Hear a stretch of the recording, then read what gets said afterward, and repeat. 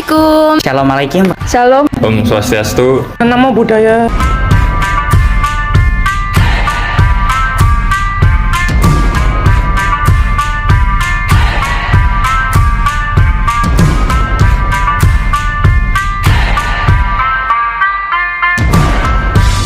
Bawa pesan ini ke persekutuanmu.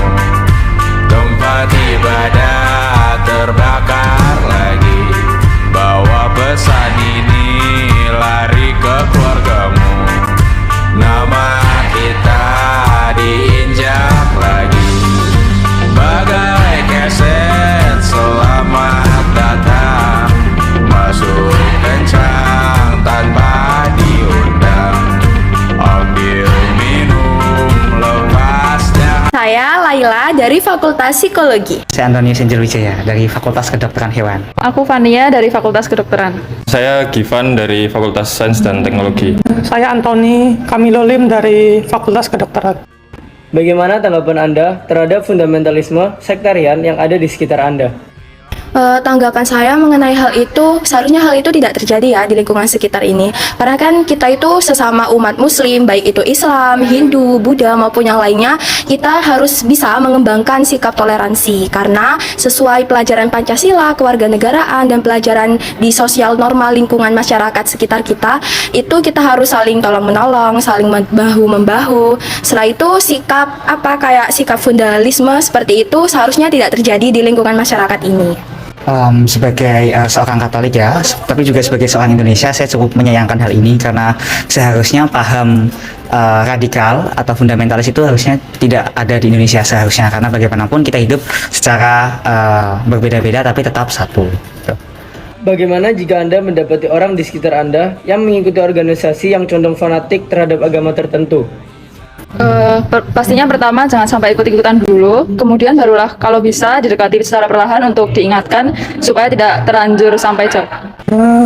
Menurut pengalaman saya, orang-orang yang fanatik terhadap agama tertentu atau terhadap pandangan tertentu itu cenderung menutup dirinya. Jadi ya kalau misalkan memang saya bertemu orang-orang yang seperti itu, sebenarnya saya menghargai mereka itu menganggap agama mereka benar.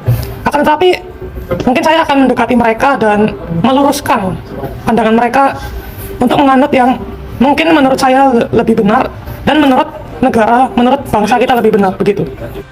Bagaimana tanggapan Anda mengenai aksi intoleran, bahkan kekerasan yang dilakukan oleh sekelompok orang terhadap golongan lain yang dianggap berbeda dan menyimpang? Menurut saya pribadi, sekedar tahu saja. Yang penting kita tidak perlu ikut-ikutan melakukan hal seperti itu. Ya jelas banget ya, tidak setuju. Karena itu merupakan suatu aksi kekerasan yang dimana dalam umat beragama sendiri aksi kekerasan itu seharusnya tidak terjadi kayak gitu loh.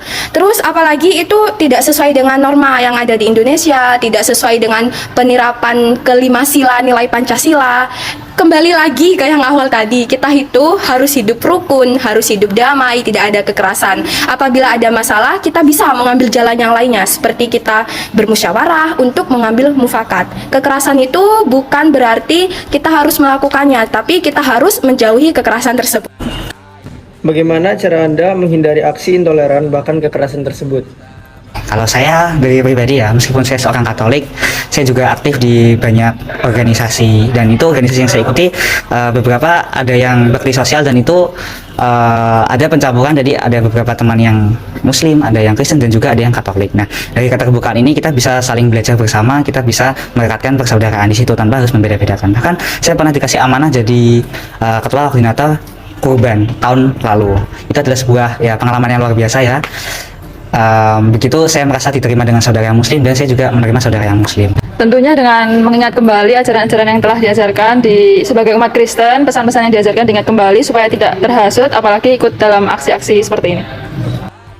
Indonesia menjadi negara multikultural yang memiliki beragam suku, budaya, bahkan agama. Perbedaan-perbedaan ini kemudian disatukan dengan adanya Pancasila sebagai ideologi negara. Namun, di zaman sekarang banyak terjadi isu pengelainan ideologi melalui aksi fundamentalis dengan melakukan diskriminasi ataupun intoleransi akibat perbedaan agama. Bahkan, ide-ide fundamentalis ini berupaya menjatuhkan anak bangsa dari kehidupan pluralisme. Hal tersebut tentu saja dapat mengancam keberadaan Pancasila dan dapat menyebabkan perpecahan bangsa. Jadi, mari kita perangi fundamentalis dengan menanamkan toleransi dalam diri. Sikap toleransi ini sudah harus menjadi pegangan diri dalam beradaptasi di lingkungan Indonesia yang heterogen, dengan tujuan agar persatuan Indonesia tetap terjalin dan utuh hingga nanti.